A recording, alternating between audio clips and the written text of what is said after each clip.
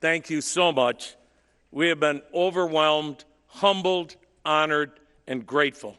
It is really hard for us to properly express how we have felt this entire week, this weekend, and really since the phone call we got on December 11th.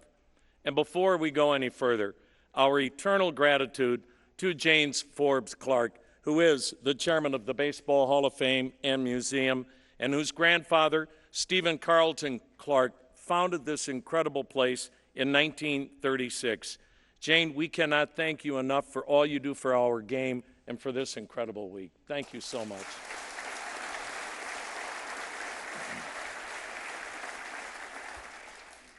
Also, a special thanks to the President of the Hall of Fame, Josh Rawitsch, as well as Vice Presidents John Shostakofsky and Ken Meifert, who called us on December 11th with this incredible and stunning news, and to Whitney Horn and Rachel Kingham, and all of their help this weekend, and really since December. You have been so amazing.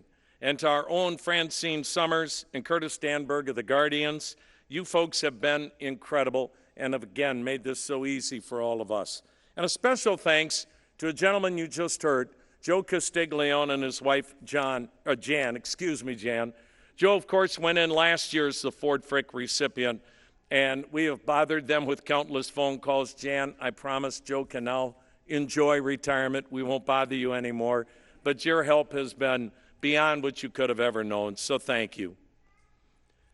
You know, it's 912 miles from Waterloo, Wisconsin to Cooperstown, New York. And how this journey connected these two small towns is still very humbling, still very surreal. For me, as you heard Jane mention, the dream started as a little guy on our porch on our dairy farm outside of Waterloo, listening to the late, great Earl Gillespie call those Milwaukee Braves games. It seemed like such an enchanted life. Of course, like every little guy, I wanted to be Hank Aaron, or I wanted to be Eddie Matthews, or be Joe Torre. But reality hit. And when I got to high school, the coaches were like, "Dang, son, you do have a backup plan, don't you?" Somehow, that backup plan has brought us all together for this weekend in Cooperstown. I want to thank the Hall of Fame and the Ford Frick Award Voting Committee for this incredible honor, and congratulations to fellow 2025 classmates, Thomas Boswell, the incredible writer for so many years for the Washington Post, and of course, the players that make this the greatest game ever, and their day will be tomorrow for enshrinement, CC Sabathia, Ichiro Suzuki, Billy Wagner, the late Dick Allen, and the late Dave Parker. And a special thanks when we were coming over here on the bus ride to come into a bus with Hall of Famers like Alan Trammell and Ted Simmons and Robin Yount and other Hall of Famers that are here taking this in today. Guys, you have no idea how humbling that is, and we are so grateful that you're taking the time to be with us today. You know, since that phone call on December 11th, I've taken some time to reflect and wonder, how in the world did this happen? First Major League Baseball, and now Cooperstown. Totally unthinkable when I look back at one of my first play-by-play jobs in Watertown, Wisconsin. Now, I get called into the boss's office. He is so excited because he's got this great opportunity for me. And I'm thinking, yes, finally. Friday night football, I'm going to finally graduate to the big time, get to do the Watertown Goslings Friday night football. We know how big Friday nights are. No, instead, I'm going to get to do the play-by-play of the Jefferson County Fair 4-H competition. A 3-hour live broadcast. Now, some of you here may not be familiar with this event.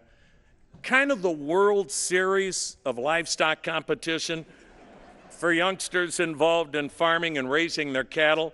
They're all trying to win the blue ribbon. That's right, 3 hours, wall-to-wall coverage, steers, pigs, sheep, poultry, all being paraded in front of the judges trying to get that ribbon. Now, you soon learn creativity, or maybe a more honest appraisal, you learn how little creativity you actually possess when you're describing farm animals for that long. Okay, folks, here's another steer. Very big. Black and white. Yes, this one too has 4 legs. And by golly, it's got a tail that's working, and oh no, we're about to have a deposit.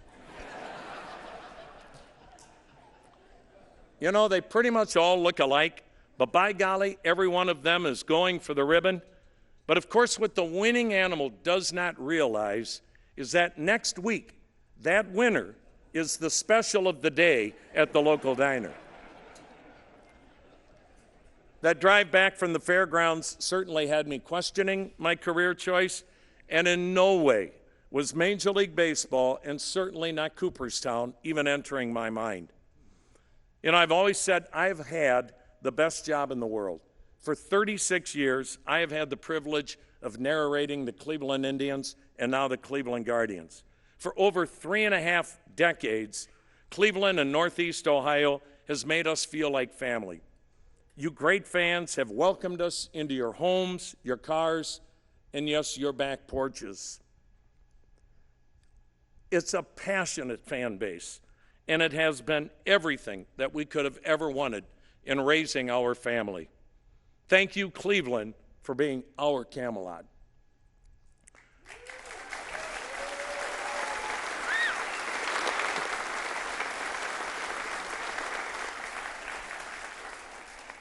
We also want to thank the Jacobs family and now the Dolan family and everyone that I have worked with and become friends with down through the years in this great organization.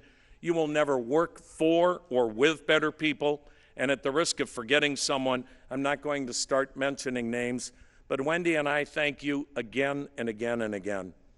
And to the Dolan family, getting a major league job is like winning the lottery. But being a part of your organization has been the gift of a lifetime. This world needs so many more people like the Dolan family.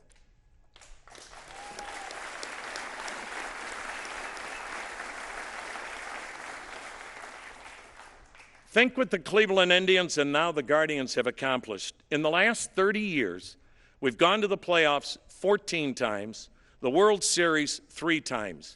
That only happens in a market like Cleveland with tremendous ownership, plus some of the finest front offices that have ever been assembled.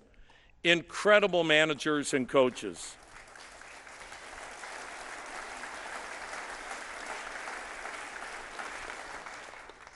Outstanding people on the business side, scouts, and of course, the gifted players. We have watched a steady flow of phenomenal talent play at the corner of Carnegie in Ontario. And one of our very own, C.C. Sabathia, takes his rightful place in the Hall of Fame tomorrow.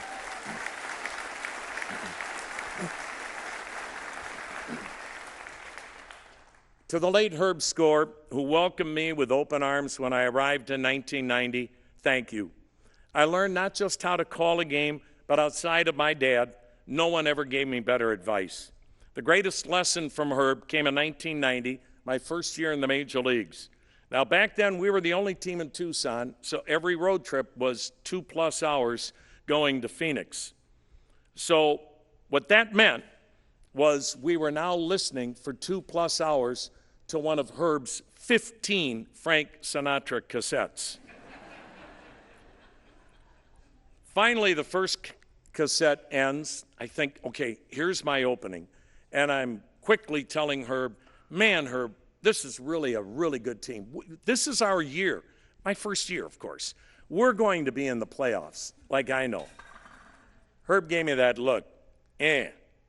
We are a blankety blank team. We are not going to the playoffs. But, he said, that will not impact us or affect us in how we call the game. Once that game begins, it's all about that game. And you may see something that night that you've never seen before in a major league game, and you may never see it again. And Herb also made sure to point out that that night's broadcast might be the one thing that one person had to look forward to the entire day. And we owe that one person the very best that we can do. Folks, that was the best advice ever. And I thank Herb for that.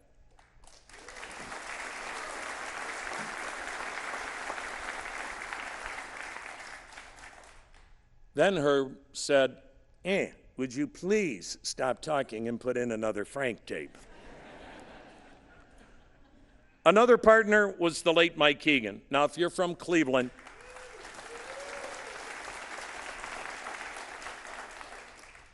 Mike is still probably, in any argument, the greatest athlete to ever come out of St. Ignatius High School.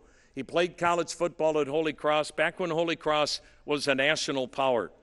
He spent 12 years in the big leagues, won a World Series with the Oakland A's, and he carried himself with the same grace off the field as he did on it. And even when Mike was in his 60s, he still had that incredible athletic ability. Mike and I are in the Metrodome, we're filling out our scorecards, and I noticed something move, I thought, on Mike's leg. And I said, Mike, you got a little buddy there on your thigh. Well, for those of you that have never been to a Metrodome, Joe knows that little buddy meant he had a mouse on his thigh. Mike launched out of his chair like he's returning a kickoff. He still had the amazing first step quickness, the athleticism that made him one of the greatest defensive first basemen in the history of the game. And without question, Mike was one of the finest broadcasters to ever work in Major League Baseball.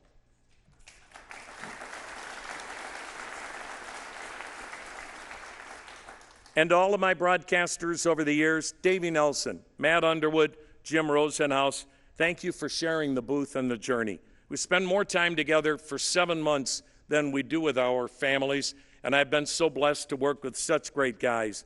And now Rosie and I have had our longest tenureship of 14 years. And Jim, I am so grateful for your friendship. Thank you, pal.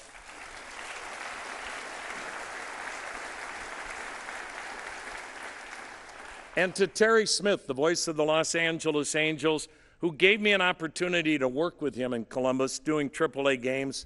Without that, none of this happens. And of course, none of this happens without the love and support of my family.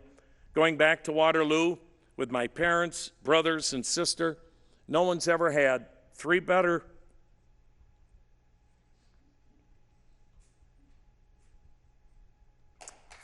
brothers than Dennis, Jim, and Robert, and our sister Mary. Dennis is here with his wife Colleen, their sons Spencer and Casey, Jim and his wife Cindy, two of their sons, Grant and Angie, and Reed and his wife Julia, Robert, his wife Ann, their son Drew, and his wife Stephanie, along with son Ty, daughter Leah, and son Davis. You know, we had such great parents who taught us it's okay to chase your dreams, but whatever it is you do, you better work hard, you better not cut corners, and you better treat people right. And for those of you here that didn't know our parents, Frank and Teresa, they were very much extroverts. And no matter who we saw on the street, whether we knew them or not, whatever city we were in, we were constantly told, it does not cost you a nickel to say hello. What great advice that was then and still is today. And of course, Mom and Dad, like all of us growing up in Wisconsin, were huge Brewer fans, which meant they adored Bob Uecker. Now, Ueck would always give them a shout out on the radio when we played the Brewers. Back in the 90s, we were in the same division as Milwaukee, so there were a lot of times they got to hear their name on the radio thanks to Bob Uecker. Once I asked Bob, is it okay, can I bring Mom and Dad up here? They would just love to meet you. Well, Bob being Bob said, oh my gosh, by all means, bring them on up. Now, I get Mom and Dad up there. I introduce them, Dad first to Bob. Dad, for the first and only time in his life, cannot speak. He cannot utter a word. Not Mom. Bob's saying some nice things about me, and then he tells my mom, I am so sorry that you can't listen to Tom do the Brewer games, and you're stuck listening to me. Mom doesn't hesitate, Bob, you know what? You take what you can get.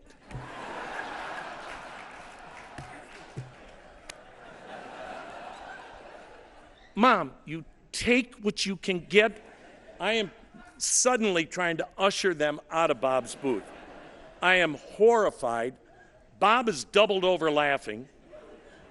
Dad still hasn't said a word. And I go, Mom, why would you say that? And she goes, you know what? That's what I believe. It was another example of our mother believing in one of her children.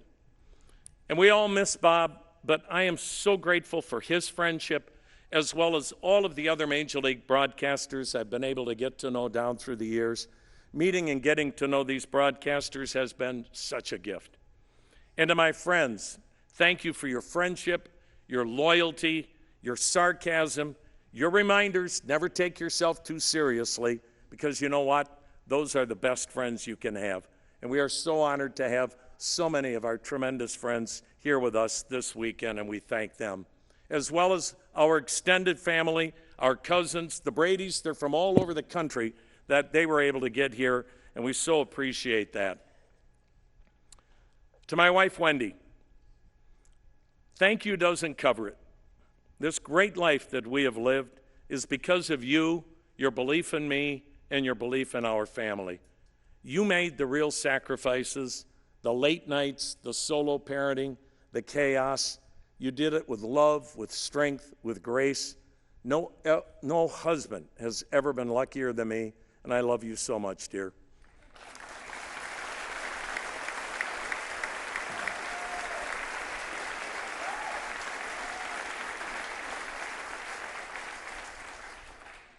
Also, a quick lesson I learned the hard way, of course. When you're on a 10-day road trip, you're staying in 5-star hotels, your wife calls after spending most of the day in the ER, because that, of course, is when one of the 4 children decides to fall out of a tree, break an arm, because none of that ever happens if Dad's home, only on a road trip. When your wife calls and simply has to unload about the craziness of the day and just needs an adult to listen, that is not the time to say, you know what, honey, I've had a tough day too. And of course, Wendy being Wendy, oh my gosh, I'm so sorry. I'm going on and on about me. What happened? I'm sorry. Well, dear, room service didn't toast the bun on my cheeseburger. You will soon learn that will be the most expensive cheeseburger of your life.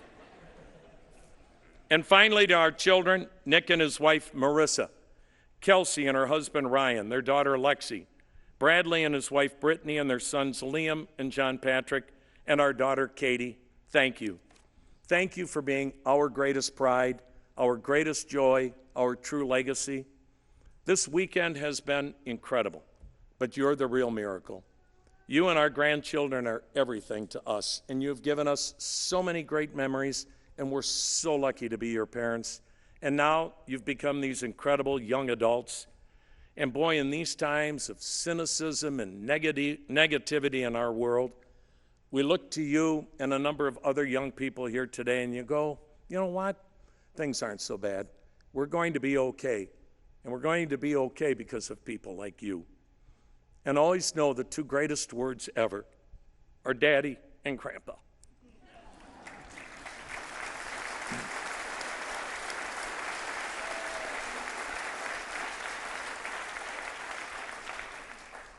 Every opening day, we always remind the fans, it's not about the destination. It's about the journey, the roller coaster ride that is a baseball season every day for 6 months.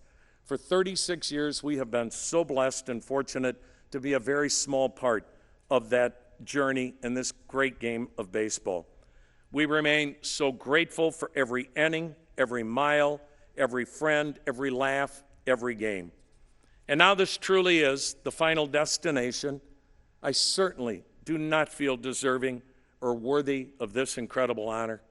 But wow, Mom was right. We'll take what we can get.